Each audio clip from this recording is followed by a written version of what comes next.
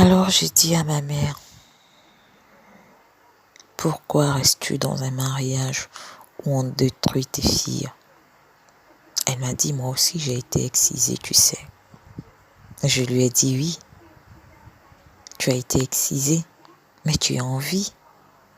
Tu as été excisée, mais est-ce que tu es heureuse? J'ai parlé avec d'autres femmes aussi qui ont été excisées. Elles m'ont dit qu'elles avaient du mal à avoir des rapports sexuels. Il y a une, elle a tellement eu mal pour son accouchement qu'elle a dû faire une césarienne. Parce que elle avait un vagin cicatrisé. C'est affreux à dire, mais ces femmes sont mutilées. J'ai été mutilée. Parce que mon père y croit fermement. Quand j'ai eu 20 ans, j'ai décidé de partir de la maison et de ne plus jamais revenir. Aujourd'hui, je ne parle plus à mon père. Ma mère, de temps en temps, je l'appelle et je vais la voir quand je sais que mon père n'est pas là. Parce que voyez-vous, il continue à faire le même travail. C'est son gagne-pain. Pourtant, vous vous souvenez qu'il avait dit « je suis désolé et que je vais arrêter ». Mais un faussaire reste un faussaire. Un menteur reste un menteur. Un truand reste un truand. C'est triste à dire, c'est mon père. Mais il nous a fait du mal. Il nous a fait beaucoup du mal. Aujourd'hui, ma deuxième grande sœur, elle n'est pas mariée.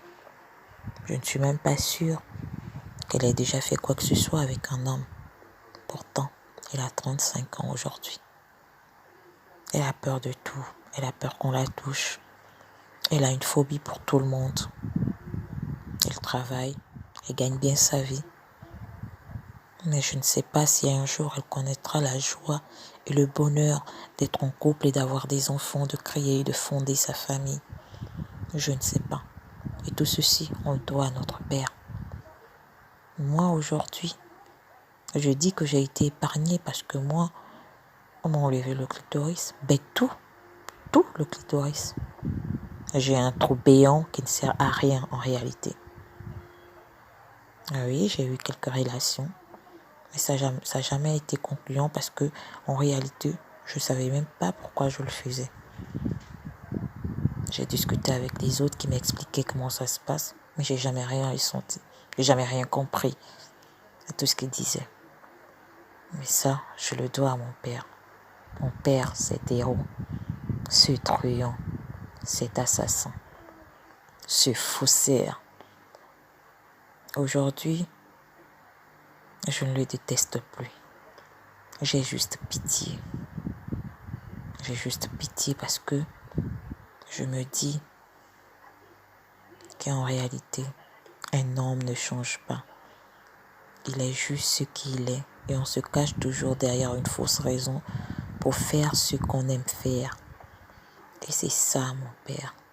En réalité, c'est juste un fausseur, un rabatteur, un brigand.